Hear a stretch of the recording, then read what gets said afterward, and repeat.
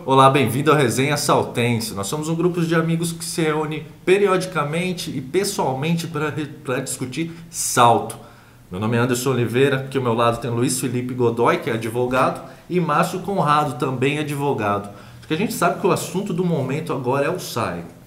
Os vereadores aprovaram finalmente aquele projeto polêmico. O que você achou, Márcio? Com certeza, Anderson. Primeiramente, é uma satisfação, né, estar aqui participando desse bate-papo. E esse projeto ele já vinha sendo... a Câmara tentou colocar ele, na verdade o projeto do prefeito Juvenil, né, tentou colocar esse projeto na Câmara há 2 meses atrás, de forma toda atropelada, e foi barrando, né, tropeçando no regimento interno da Câmara, e esse projeto voltou novamente para a Câmara para ser votado, né? Um projeto polêmico que todos nós, a sociedade entende que não há necessidade de se criar 12 cargos comissionados, e uma das principais desculpas, né, principalmente do prefeito e da própria situação, é que o SAI precisaria de uma reestruturação, que faltam pedreiros, faltam pessoas, mas eu acredito que o diretor não vai, né, colocar água e não vai pegar um enxadão lá para consertar e para corrigir, né, esses problemas que o SAI tem.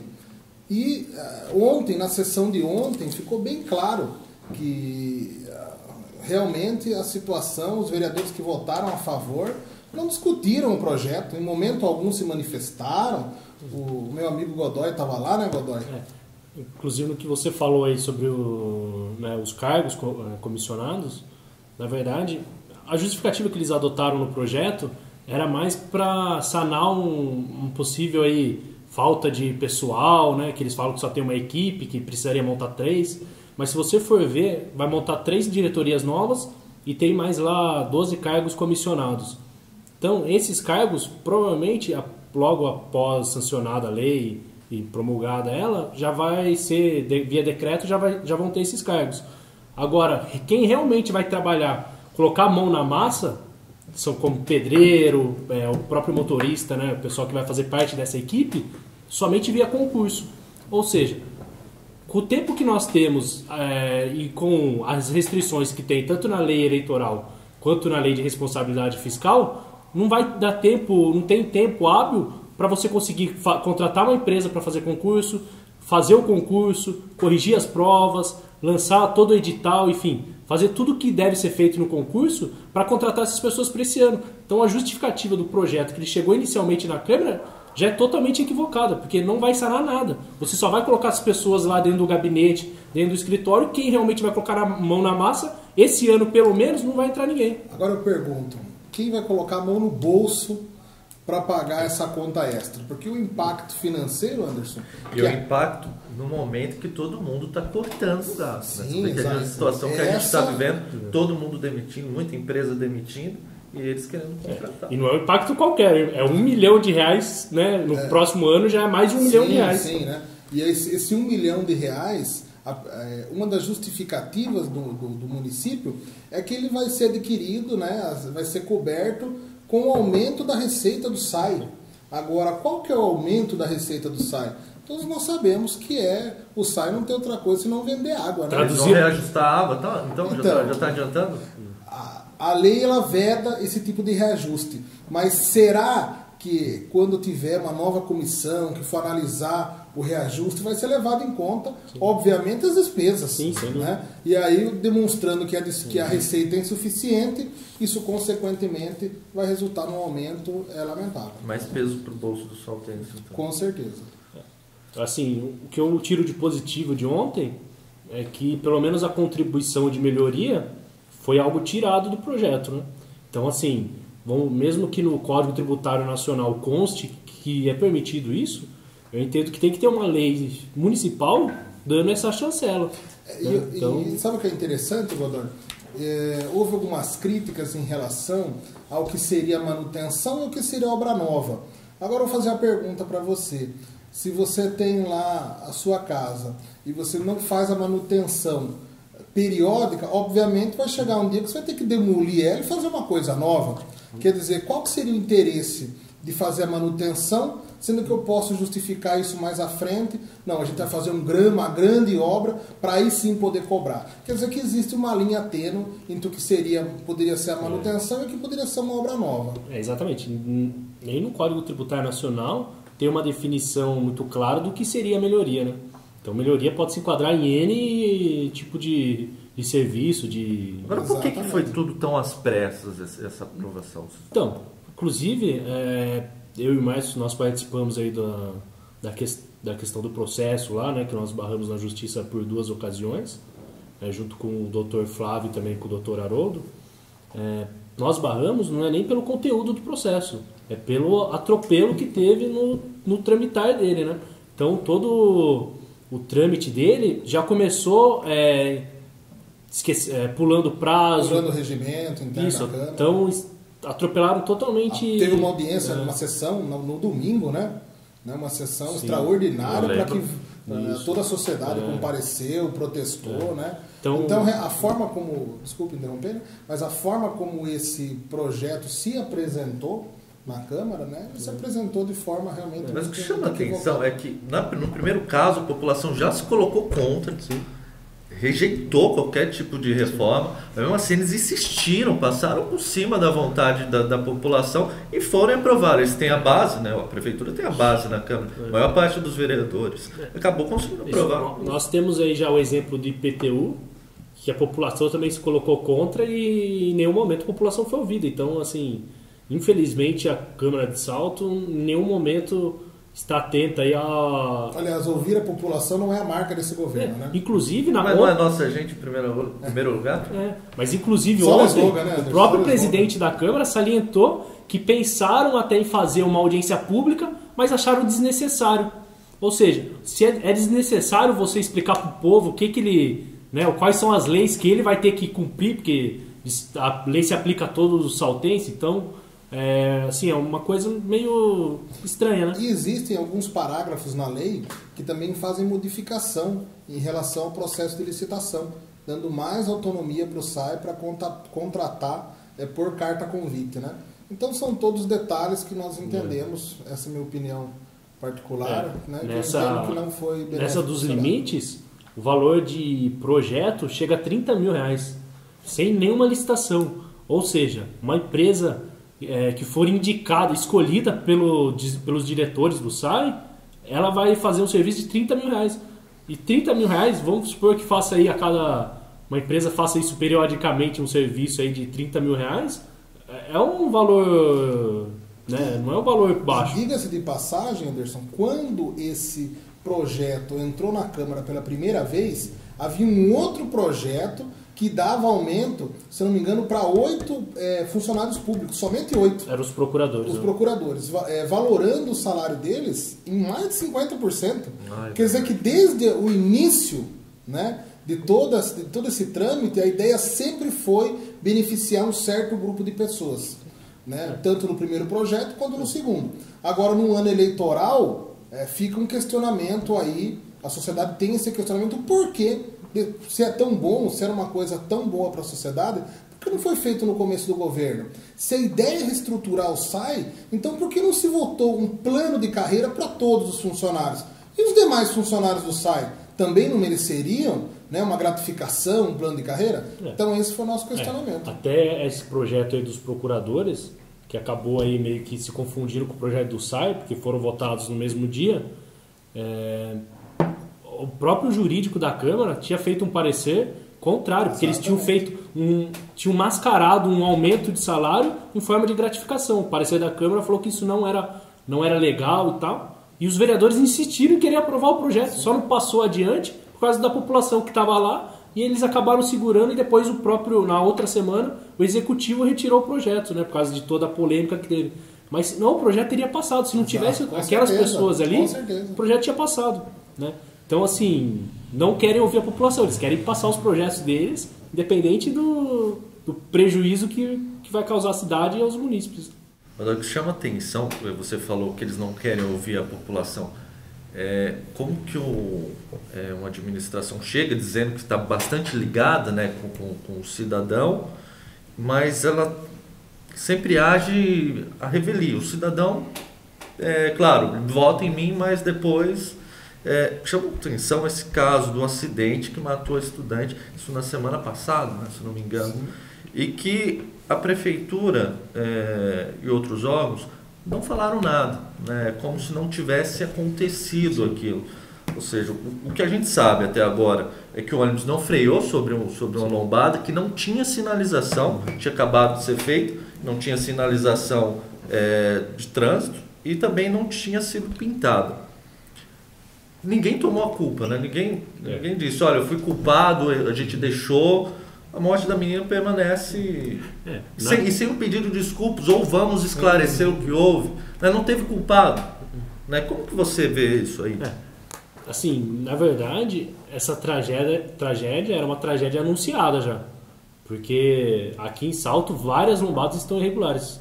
Por exemplo, eu lembro que em novembro de 2014, eu fiz um artigo e publiquei em um grupo no Facebook...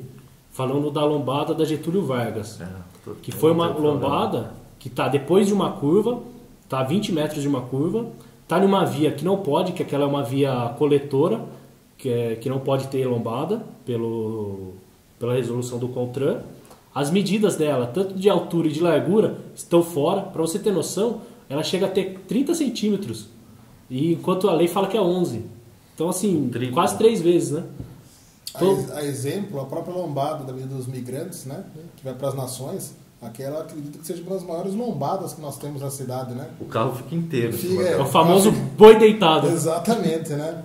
Em relação à questão da lombada, realmente é uma tragédia, uma coisa que aconteceu que revoltou toda a comunidade, todas as pessoas, né? Eu acho assim, é imprescindível, por exemplo, você na sua casa, se você tem um tapete que ele escorrega, na sua casa tem 2, 3 pessoas, você já coloca aquele tapete de lado porque entende que causa um risco.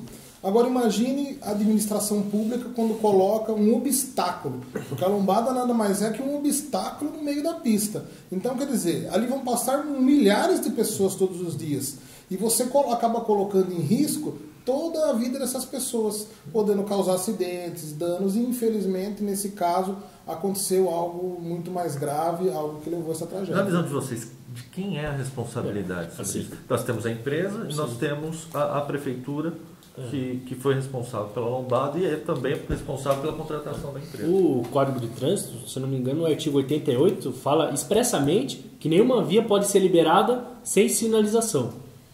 Então, quem fez a obra e liberou a via sem sinalização, com certeza é responsável por isso, né? Aí, lógico que vai ter a perícia que vai falar qual que foi o grau de responsabilidade, se a lombada causou. É evidente que causou, porque se não tivesse a lombada, o ônibus não teria o impacto, né? Exatamente. Então, primeiramente é quem liberou a via, né?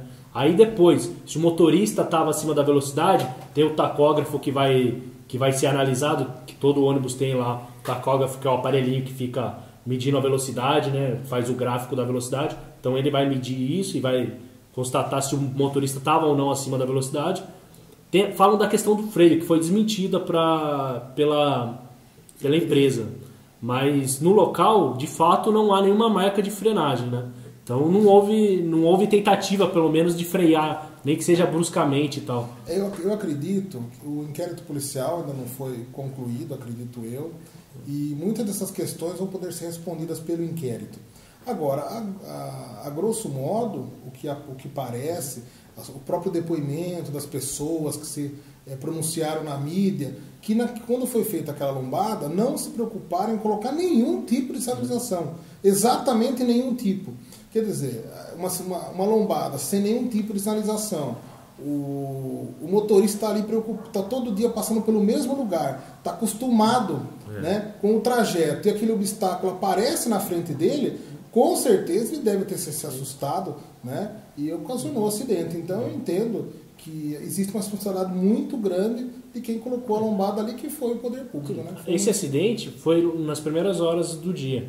Mas imagina como que devia estar à noite essa situação, sim, porque à noite é muito pior. Agora eu não consigo me conformar como que alguém que fez que liberou a via, não olhou para aquela lombada e pensou, pô, aquilo ali pode causar um acidente grave. era evidente que poderia causar, era questão de sorte ou azar, né? E a gente tem outro lombado que, se não me engano, no dia seguinte, ou foi no mesmo dia, um motociclista caiu, foi uma lombada na chegada de essa também não tem sinalização nenhuma até agora. Ela ficou, eu passo lá diariamente, ela ficou 3 meses quase sem nenhuma... Tinha só a placa no cavalete, mas de fato não tinha nenhuma pintura. Não tinha... Assim como a lombada ali da ponte, né? Essa daí não é da prefeitura, né? Porque ela está na faixa de domínio ali da coisa do DR, né? Mas a prefeitura tem acompanhado toda essa obra, né? Ou seja, não toma nenhuma providência. Está dentro da cidade. Cabe ao executivo tomar a medida de questionar a responsável pela obra. Uma coisa que eu já chamei a atenção várias vezes, o DR também costuma sempre errar nas sinalizações, inclusive na rotatória ali na frente da rádio, acho que é FM ali, eles tem uma norma do DR que veda expressamente, a norma só fala isso praticamente, que é você usar tinta preta para cobrir sinalização. A norma fala que é proibido isso. O DR foi lá reformulou a rotatória e precisou fazer uma nova sinalização. A sinalização existente, a empresa contratada pelo DR cobriu com tinta preta. Pode escorregar o carro, né? Pode acontecer. Sim, sem dúvida. E passado aí 1 ano praticamente aí dessa obra da rotatória, essa tinta preta sumiu. Ou seja, voltou a tinta branca. Agora tem 2 sinalizações. Uma oficial e a não oficial. Só que uma confunde a outra, né? Se sobrepõe. A exemplo disso, eu acho que tem duas coisas que a gente tem que separar. Uma é a questão da responsabilidade, né, que é do município de ter aparentemente ter provocado esse acidente ou ter contribuído para ele. E o outro ponto é a postura depois do acidente. Porque a postura depois do acidente seria da prefeitura se manifestar publicamente sobre o que aconteceu. O contrário, o que se ouve é o silêncio. Mas tem até aí cortando um pouquinho o que você falou, tem até algumas pessoas da própria prefeitura que estão afirmando que a prefeitura não tem responsabilidade nenhuma com o ocorrido. Isso é mentira. Por quê? Mesmo que a culpa do acidente em si fosse somente da empresa, por exemplo, por falta de freio, se constate que havia uma falha mecânica ou uma falha humana que seja no motorista, em qualquer uma dessas hipóteses, o transporte era escolar. Sim. É um transporte público, entendeu? De responsabilidade da prefeitura, ela é contratada da prefeitura. Ou seja, a responsabilidade da prefeitura é objetiva nesse sentido. Com certeza. Então ela vai responder independente de tiver a culpa no sentido aí de ter contribuído ou não pelo acidente ou não. Ela vai responder e ela tem responsabilidade nesse evento. E diga-se de passagem, já pegando essa questão das vias, recentemente houve um baixo-assinado na cidade em relação ao degrau que está se formando no asfalto, né? Porque veio com uma camada muito grossa de asfalto, né? As pessoas vêm acompanhando e está ficando realmente um degrau. Tem lugares que a guia está mais baixa do que o próprio asfalto. E tem pessoas tropeçando, a própria acessibilidade está comprometida. Quer dizer, mais uma vez falando de vias públicas, né? Ontem, inclusive, essa semana, uma vizinha minha quase quebrou o pé. Ela foi para o hospital, teve uma luxação por causa exatamente desse degrau. E esse asfalto, que eu não vou entrar no mérito lá, mas que foi feita falando que ia asfaltar ruas que ligam e tal, os centros turísticos, mas na verdade só foi usado como pretexto para gastar o dinheiro do DAD. Mas o próprio DAD, no manual do DAD, consta que um dos requisitos para fazer qualquer obra de asfalto é a questão da acessibilidade. Entendeu? Quer dizer, que um bairro antigo tem um problema de acessibilidade até compreensível. Agora, uma obra nova, cujo recurso só vai vir para ser aplicado se respeitar a acessibilidade, faça exatamente o contrário. Né? Quer dizer, isso é uma coisa... É uma exigência. Agora, o que a gente vê é que nenhuma obra da prefeitura tem projetos mesmo. Porque isso daí era para constar um projeto aí de pavimento, projeto geométrico, enfim. Qualquer tipo de... Era para constar isso. E existem soluções também para isso. Vamos falar, a única forma de asfaltar seria causando esse degrau. Tudo bem, vamos resolver, então, tem as soluções, vamos fazer uma rampa, vamos fazer uma, que seja, no caso dos pedestres, vamos fazer a faixa de pedestre elevada. Faltou planejamento. Então, assim, tudo questão de planejamento. Aí, veio uma obra há 5 meses da eleição, né, uma obra que praticamente aí atropela mais uma vez, né? Então, assim... E já fazem praticamente 20 e poucos dias que esse ofício foi protocolado junto à Secretaria de Obras e junto à Câmara dos Vereadores, e até agora ninguém se manifestou. Aqui, o problema é que um assunto nosso vai puxando o outro. Né? Você falou do asfalto, né? Você tem andado pelos parques, os parques turísticos da cidade? Olha, eu não tenho, não consigo. Então, agora eles querem inaugurar... primeira vez que vão inaugurar 10% de uma obra, né? Vão fazer no Parque do Lago lá. Estão querendo... Eu nunca vi isso numa administração. Você inaugurar meia obra. Salto enquanto... É que nem você inaugurar só o alicerce do prédio. Né? Não tem sentido, né? Salto... Vocês estão falando do Parque do Lago, né? Parque do Lago. Enquanto salto... exatamente. Salto enquanto instância turística, né? Praticamente dá vergonha de falar, porque as pessoas vêm para cá, se elas esperam conhecer o Parque do Lago... Não era assim. Eu fui esses dias levar minha filha no Parque Rocha Montoné. Ela nunca tinha visto, ela tem 1 ano e 5 meses, ela nunca tinha visto os dinossauros. Eu faz muito tempo também que eu não ia lá. Aí fui. Né? Cheguei lá, perguntei para o monitor, e os dinossauros estão funcionando? Não, tem 2 ainda. Cheguei lá, agora eles cercaram. Né? Tem 2 funcionando, um bem longe, o outro ele funciona, mas quando ele vira o pescoço, parece um... Tá rasgado. Brigaram lá os Aí tem um monumento... que fica na beira do rio Tietê, ali também dentro do Parque Rocha Montoné, que ele é um bandeirante, se não me engano, em cima de uma canoa. Acho que alude ao tempo que aquilo era um porto. Você não consegue ter acesso, o parque está fechado, está metade fechado. Ou seja, o Parque Rocha Montoné está assim, o Parque do Lago está fechado, o Complexo da Cachoeira você não consegue acessar mais a Ponte Pêncio, ou seja, você também não vê o que tem depois daquele lado, que são caminho das esculturas, mas o dinheiro está indo lá para o asfalto. Na última entrevista, não era tão necessário. Nesse que você citou aí do exemplo dos dinossauros, a prefeitura ficou por 3 anos falando que o produto era importado da China, que não tinha profissionais aptos para fazer toda a manutenção dela, que era um material que ninguém sabia trabalhar e tal. Aí, acho que há 2 meses atrás foi formado, teve notícia em vários veículos aí da nossa imprensa aqui, que tinham feito uma parceria com o Instituto Federal aqui e que os alunos, né, professores e tal, que na verdade quem vai colocar a mão na massa vai ser os alunos mesmo, que eles vão reformar os dinossauros. Ou seja, quão complexo era isso que um aluno vai ter condição de fazer? E que material? Qual é a matéria-prima para fazer isso? Então, eu não sei exatamente ali, é um plástico, enfim. Mas não é coisa que caiu de um asteroide igual. É algum material que... Recentemente veio uma emissora, realmente relatou tudo isso, né? Demonstrou esse problema, e quando o município foi questionado, que todos esses pontos turísticos estariam prontos agora no final de julho, no começo de agosto, né? Então, como por passe de mágica, eles vão ficar todos prontos. Eu não sei como. Agora, vamos chegar num outro assunto também relacionado a isso. A festa Ítalo-Saltense vem turista. Vem gente de fora. Acho que tá no conjugou errado só. Agora, o que me deixa intrigado é o seguinte: a Secretaria de Cultura está realmente querendo acabar com essa festa? Eram 5 dias no passado, agora são 3 dias. As entidades que faziam a comida foram praticamente deixadas de lado.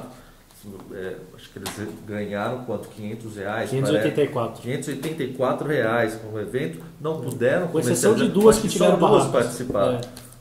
Não puderam, ou seja, a maior parte não colocou comida, mas vieram food trucks de outras cidades para colocar comida, que a população reclamou que estava muito caro. O que está acontecendo? Na verdade é aquela história do mal planejado, né? Porque você quer mudar em uma tradição da cidade, você precisa fazer experimentos. Não é assim que você, vou colocar food truck, vou tirar todas as entidades e eu acho que vai dar certo. Não é assim que as coisas funcionam. Não era melhor você ter feito um festival de food truck? Vamos ver como que o público saltense vai recepcionar essa novidade. Evento, né? Faz um festival só de food truck que vai atrair um público que é diferente da Ítalo. Mas você já vai ter uma noção, pelo menos, de como o público saltense vai receber isso, né? O que a gente percebe, Anderson, acho que o Godoy compartilha também da minha ideia, é que as últimas festas feitas em Salto por essa atual administração, elas não foram feitas em conjunto com a comunidade. Então, o que acontece? É chamar as pessoas, chamar as entidades, chamar os comerciantes, para que eles juntos, todo mundo junto, pense a festa. Porque eu lembro, eu era criança, eu tinha 15 anos, a festa aí chegou a ter 15 dias de festa. Eram 2 finais de semana, tudo isso já ocorreu. Então você ia na festa porque você tinha um amigo seu trabalhando na festa, tinha uma entidade que você se simpatizava, ia lá ajudar, ia lá comer um pastel, e a família ia comparecer na festa. Né? A exemplo da própria festa da padroeira, a festa que se junta com o aniversário da cidade, que ela começava na igreja matriz, ia ali pela José Galvão, ali até a praça, e tudo isso foi descaracterizado. O próprio carnaval nosso já foi muito ruim. E a festa ítalo-saltense, que era uma das referências, né, Godoy? Uma das referências na região, realmente ela contou com um público...